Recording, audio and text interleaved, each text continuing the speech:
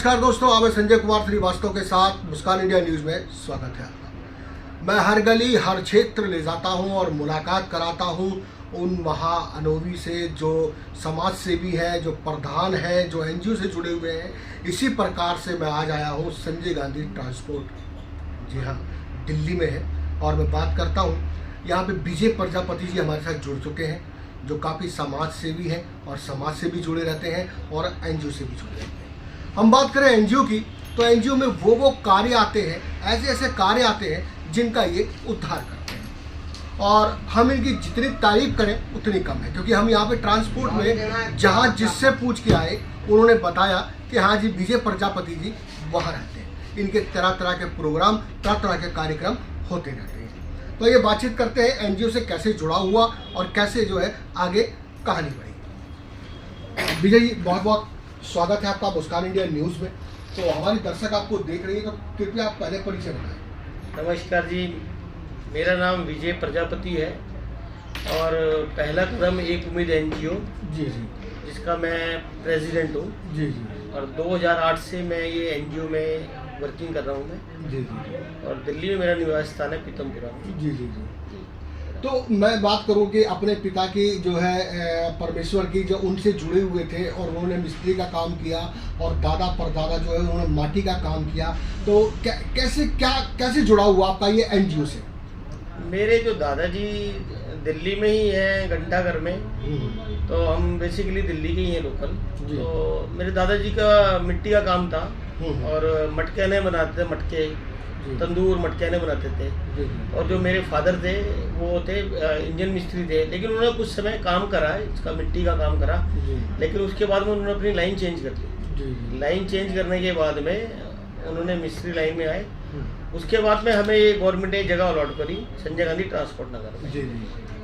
विद्यार्थी जब मैं था, कॉलेज स्कूल टाइम में थोड़ी रहती थी, समाज में मेरी रुचि रहती थी, सामाजिक कार्य करने में। उसके बाद कॉलेज में गए, कॉलेज में भी हम तरह तरह की एक्टिविटी में हमने भाग लिया। और समाज से मतलब उनके लिए काम करने के लिए मेरा हमेशा झुकाव रहा है। और 2008 में मैंने ये अपने एनजीओ की स्थापना करी। पहला कदम इसकी मैंने स्थापना करी और उसके बाद में लगातार लोगों के संपर्क करा। क्लस्टरों में हम जाते थे वर्किंग करने के लिए। वहाँ उनके बच्चे हैं, उन बच्चों को हम पूछते थे। विजय जी, मैं बात करूँगा कि आप सब गुण संपन्न है, सब कुछ पहले से ही संपन्न था, परिवार, बच्चे, काम धंधा, रोजी, इंश्योरेंस का काम, सब कुछ था। तो आपको ऐसा क्या लगा कि मैं एनजीओ से जुड़ूं? ऐसा क्या लगा? मतलब बैठे बैठे एक विचार आया, या फिर कहीं घटना देखी, या फिर किसी को देख के विचार आया, या फिर अपने प्रजापति समाज को लेके विचार आया? क्या लगा ऐसा कि मैं एनजीओ से जुड़ूं? एक्चुअली हमारा जो समाज है, प्रजापति समाज, एक पिछड़ा वर्ग है जी।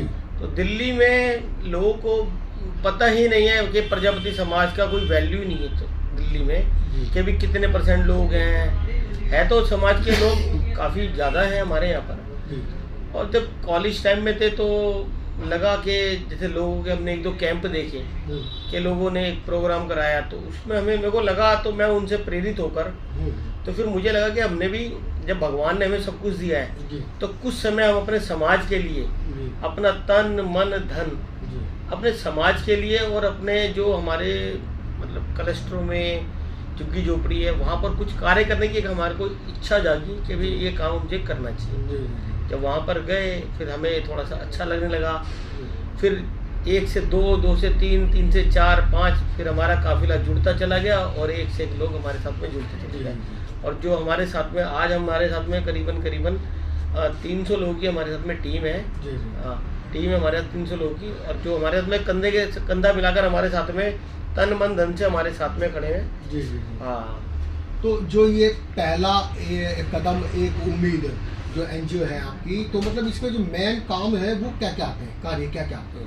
पहला कदम एक उम्मीद जो एनजीओ है, इसका मुख्य कार्य एजुकेशन। हमारा जो फोकस है एजुकेशन और हेल्थ के ऊपर हमारी वर्किंग है। जी।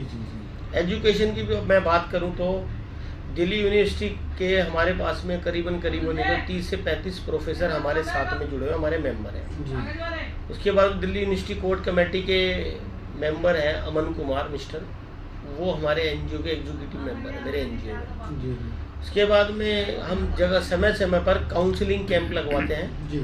जिसमें अमीर का बच्चा तो कोचिंग ले लेगा, उसको तो पता भी मेरा टारगेट फिक्स है कि मुझे क्या करना है, कहाँ जाना है। लेकिन जो गरीब का बच्चा है उसके पास तो कोई विज़न ही नहीं है उसके पास तो कि मुझे किस रास्ते पे जाना है। तो जो ये हमारे प्रोफेसरों की टीम है, हम इनको बुलाते हैं समय समय पर, तो वो उनका मार्गदर्शन करते हैं कि भाई आप इस फील्ड में जाइए, इस कोर्स को अपनाइए, ताकि उनके अच्छे भविष्य के लिए हम लोग पहला कदम एनजीओ ये कार्य कर रहे हैं।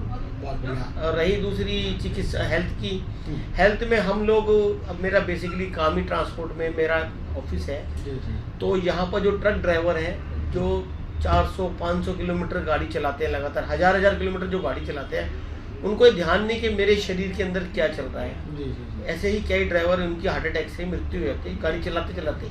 अच्छा। तो वो अपने लिए तो कर ही रहे, उनकी तो डेथ हुई है, लेकिन जो उनके उस गाड़ी के संपर्क में जो आएगा उनके एक्सीडेंट से उनकी भी डेथ हुई।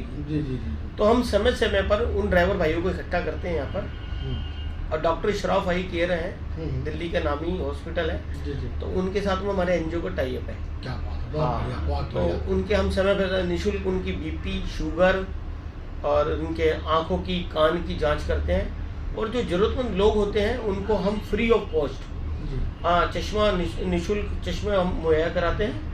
और प्लस में अगर किसी को रेटिना प्रॉब्लम है या आंखों की मोतियाबिंद की कोई भी प्रॉब्लम है आंख से रिलेटेड, तो उनका फ्री ऑफ कॉस्ट हमारे यहाँ के लोग जाते हैं, हमारी टीम पूरी उनका इलाज करा के, ऑपरेशन कराकर, जो ऑपरेशन 50-60 हज़ार में होता है, हम वो फ्री ऑफ कॉस्ट उनका ऑपरेशन कराते हैं। जो उनकी आंखों का लेंस लगता है सब फ्री ऑफ कॉस्ट है, अमेरिकन लेंस लगाते हैं। डॉक्टर इशराफ केयर तो वैसे भी एक नामी डॉक्टर है। हाँ, तो ऐसे ही है। एक हमारे फिजियोथेरेपिस्ट हैं जिनको कोई वो हमसे जुड़े हुए हैं, तो किसी को कोई प्रॉब्लम होती है, मतलब उपचार कर रहे हैं, एलोपैथिक से तो नहीं करते, होम्योपैथिक करते हैं, हम लोग करवाते हैं। हमारे डॉक्टर्स हैं हमारे पास में, एक्यूपंक्चर, एक्यूप्रेशर वाले हैं, तो समय समय पर इन लोगों के हम कैंप लगवाते हैं ताकि लोगों को इसका लाभ मिल सके। दर्शकों, मैं यहाँ पे बात बता दूँ आपको कि बात बड़ी दिल की गहराई से यहाँ बात की जा रही है। विजय प्रजापति से बात हम कर रहे हैं। उन्होंने बताया कि हम एनजीओ तो खोल के बैठे हैं और ट्रक मार्केट में बैठे हैं और प्रजापति समाज से भी है। मैं बताऊं, सीधा और सच्चा वर्ग और जो है समाज अच्छा प्रजापति समाज क्यों है, क्योंकि ये बराबर जो है लोगों से जुड़े हुए हैं और इतना जुड़ाव है उनके साथ में कि ट्रक ड्राइवरों को हर चीज़ से, दवा से, दरमद से, आंखों के इलाज से, सभी चीज़ से मतलब पहला कदम और पहली उम्मीद के साथ खड़े रहते हैं। जी, मैं बात करूँगा अपने समाज में वापसी एक बार लौट के आऊँगा प्रजापति समाज में। मैं दौर उस टाइम की बात करूँगा कि जिस टाइम पे कुल्हड़ जो है 25 पैसे का बिका करता था। अगर मटके की बात करें तो 2 रुपया या 3 रुपया का बिका करता था। लेकिन आज के समय में मटका 50 रुपया का, 100 रुपया का, और मिट्टी के तवे भी वापसी आ चुके हैं। यहाँ तक कि मैंने पतीले भी देखी और हांडी भी देखी, मतलब बर्तनों की वापसी देख रहा हूँ, यानी हमारी संस्कृति कल्चर का वापसी लौट रही देख रहा हूँ। तो आखिर क्या कारण रहा वापसी आने का? कारण ये है कि लोगों में जागरूकता हो गई है जी। कभी जब प्रजापति समाज को कोई नहीं जानता था, लेकिन आज पूरे भारत में क्या, पूरे वर्ल्ड में प्रजापति समाज का डंका बज रहा है जी। लोग, प्रधानमंत्री नरेंद्र मोदी जी ने भारत मंडपम में अभी जो मेला लगा था, उसमें जब जो अपना था, बाहर से लोग आए हुए थे, तो उसमें एक प्रजापति को सम्मानित करा था। और जितने भी विदेशी आते हैं तो कुल्हड़ में चाय पीते हैं तो उसका आनंद उठाते हैं। उन लोगों को पता है कि जो मिट्टी में ताकत है, जो मिट्टी के बर्तन में बनाने में स्वाद है, वो किसी में भी नहीं है। क्योंकि जो और चीजें वो तो रिएक्शन पैदा करती हैं, लेकिन जो कुल्हड़ है, मिट्टी बर्तन है, जिसकी बात आप बात करें, तवे हो गए, हांडी हो गई है, उसमें तो मजा ही कुछ हो रहा है। और प्रजापति समाज आज जागरूक हो चुका है। वर्ल्ड लेवल पर हमारे लोग प्रजापति समाज के नाम कर रहे हैं समाज का, धीरे धीरे। मैंने विजय जी कहीं बात की थी किसी जगह पे, तो उन्होंने बताया कि पहले जब प्रजापति के बर्तन चला करते थे उस टाइम पे खास बीमारियां नहीं हुआ करती थी, जैसे शुगर, थायराइड वगैरह कोई बीमारियां नहीं हुआ करती थी। लेकिन आज जो है समय बढ़ते के साथ में वो बर्तन गायब होते चले गए और बीमारियां काबू पाती गई शरीरों पर। तो क्या लगता है कि बर्तन की, मिट्टियों की वापसी होने से बीमारी कम होगी? हाँ, बिल्कुल होगी जी। क्योंकि जो इंसान मिट्टी का कार्य करेगा ना, तो मिट्टी के अंदर वो शक्ति है कि जो उसके शरीर की बीमारी है, हमारे शरीर में जो बीमारी है, तो मिट्टी उसको खींच के मिट्टी उसको खींच के जमीन में दफना देगी उसको। और धीरे धीरे लोगों को पता लगता जा रहा है कि अगर हम मिट्टी का जितना यूज करेंगे, चाहे पैदल पार्कों में हम लोग नंगे पैर क्यों जाते हैं, ताकि शरीर की जो गर्मी है वो मिट्टी सोख लेती है हमारे शरीर की। क्या बात है। तो आधी बीमारी तो वैसे ही खत्म हो जाएंगी। लोगों को पता, अब धीरे धीरे लोगों को पता चलता जा रहा है कि भाई अगर हम प्राकृतिक की तरफ बढ़ेंगे तो ही उनका उद्धार है। तो वैसे दवाइयों में तो डॉक्टरों ने दवाइयाँ लिख देनी है, एक बंद करेगा दूसरी लिख देगा। आज 10 mg की दवाई खा रहे हैं, कल 50 mg की खाओगे, उसके बाद में डॉक्टर ने दवाई भी ना फिर 100 mg की लिख देगा। हाँ, तो क्या आप प्रेरणा देना चाहेंगे हमारे नौजवान पीढ़ियों को कि जो संस्कृति से लुप्त हो चुकी है, इंटरनेट के ज़माने में खो चुकी है, कंप्यूटर लैपटॉप के ज़माने में खो चुकी है, और वो जो है लुप्त हुआ मिट्टी का काम उनको करना है, और क्योंकि उसमें भी आज भी रोजी रोजगार धंधा अच्छा हो गया है मिट्टी के काम में, क्या कहना चाहेंगे? अगर कोई जुड़ाव करे इससे तो क्या अब उसमें कमाई है? कमाई बहुत अच्छी कमाई है अगर अच्छे स्केल पे आप काम करेंगे। और आजकल तो मिट्टी की इतनी कलाकृतियाँ लोग बना रहे हैं, हमारे प्रजापति समाज के लोग। तो मेरी तो इन युवाओं से एक ही अपील है कि भी आप इस क्षेत्र में फील्ड में आइए और एक्सपीरियंस लेकर आइए। बड़े बड़े इंस्टीट्यूट है जो आपको इस चीज़ की ट्रेनिंग देंगे, आप ट्रेनिंग लीजिए। उसके बाद में आप जो अपनी कला है, जो हमारा समाज है, हमारा समाज तो मिट्टी से जुड़ा हुआ है। हमारा तो कुम्हार जो है, हमारा तो प्रजापति कुम्हार है हम तो। और सृष्टि के रचयिता कौन थे? प्रजापति थे, वो दक्ष प्रजापति जी, दक्ष प्रजापति सृष्टि के रचयिता, ठीक है ना। उनकी हम कलाकृतियाँ हैं, तो जैसे उनकी कलाकृतियाँ हम हैं, तो ऐसी भी हम अच्छी अच्छी सुंदर सुंदर मिट्टी के बर्तन हैं, हर चीज़ अच्छे तरीके से आई। और हमारे इस काम में बहुत स्कोप है आगे, अच्छा नाम है।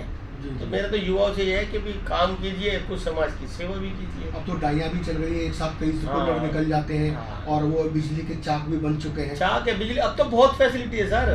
अब तो वो जमाने ही नहीं रहे कि भी हाथ से। मुझे याद है जब मैं छोटा तो चकली चलाता था हाथ से। मेरे दादा जब मटकाने बनाते थे तो चकली हाथ से वो चलाते थे, घुमाते थे, और हम भी घुमाते थे। उसके कुछ समय बाद वो मोटर आ गई, और मोटर से भी कुल्हड़ बनने स्टार्ट हो गए, तो वो टाइम की बचत हो गई है उसमें। तो आजकल तो डाइयाँ आ गई हैं, और डाइयाँ इतनी सुंदर सुंदर हैं, उसमें आप मिट्टी डालो और इतने सुंदर सुंदर बर्तन है, मूर्तियाँ, बर्तन है, हर चीज, एवरीथिंग, कुछ भी बनाइए आप। बहुत बढ़िया। मैं तो प्रजापति समाज के लोगों से एक उम्मीद, अपना युवाओं से मेरा एक मैं मैसेज देना चाहता हूँ। सबसे पहले तो पढ़ाई में, क्षेत्र में, शिक्षा में आप, क्योंकि देखिए बेकार ज्ञान सब कुछ अधूरा। आपके पास ज्ञान नहीं है तो आपके पास जितनी मर्जी कुछ भी है तो उसकी वैल्यू नहीं है। तो हमारा सब प्रजापति समाज पिछड़ रहा क्यों है कि भी लोगों में जागरूकता कम है। आज करीबन मैं आज अखबार देख रहा था, तो करीबन 7 या 8 बच्चों ने IAS IPS इसको क्रैक करा, UPSC जो एग्जाम है ये क्रैक किया है उसको। तो हमें कितनी खुशी हुई कि हमारे प्रजापति समाज के बच्चे इतना आगे बढ़ रहे हैं। क्या बात है, क्या बात, बहुत बढ़िया, बहुत धन्यवाद आपका जी। जी मैं बात करूँगा विजय जी। मैं जो प्रजापति समाज है, ये जो आज के टाइम में नौजवान बच्चे हैं, काफ़ी ज़्यादा जो पढ़ जाते हैं, BTech BA MA सब करने के बाद भी सरकारी नौकरी ना मिलने के बाद उनके अंदर निराशा आ जाती है। कहते जी हमारा काम तो पूर्वज वाला वो तो बेकार है, मट्टी से, उसे मट्टी कहते हैं, मट्टी कहते हैं। तो मैं ये कहलवाना चाहता हूँ कि हमारे नौजवान पीढ़ियों को मट्टी से क्या लाभ मिल सकता है?